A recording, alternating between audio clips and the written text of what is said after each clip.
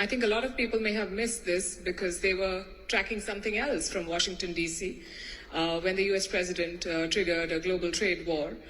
In February, you quoted Henry Kissinger, the European Parliament, and you said, "To be an enemy of the United States is dangerous, but to be a friend is fatal."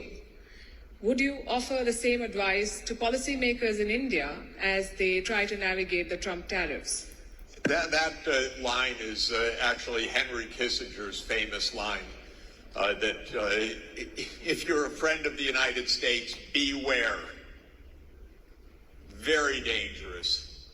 I have lived a whole lifetime of America declaring its friendship to countries that end up getting destroyed in part because of that wonderful friendship. I don't think I have to give advice to India. It's a little superfluous, but just be careful, you know? There is no alliance there. India is anyway too big for alliances. You are an alliance in and of yourself. Civilizations behave as civilizations do. And so being the most populous country in the world, you take care in your relations everywhere.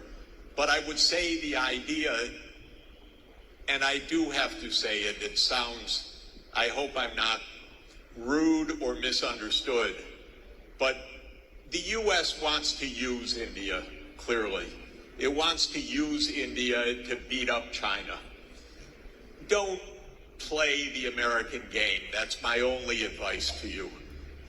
It makes no sense. Again, it's superfluous for me to tell you that, but it is very much on my mind because the entire U.S. foreign policy is divide and conquer in any part of the world.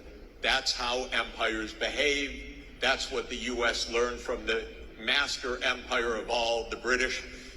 We learned at their knee, and we still try to apply it. So the U.S. loves for India to be in the Quad. It wants India to bash China. I heard some Indian politicians recently saying, no, it's not Donald Trump's trade policy, it's all because of China. No, not exactly. It's actually because of Donald Trump. So just be careful not to play the game. This is really a U.S. game. India's too big for a U.S. game. The advice is well taken. Maybe India also wants to beat up China, but on its own terms. And when there was pressure from the West a couple of years back vis-a-vis Ukraine, India stood its ground. So one is reasonably confident that India will play this on its own terms.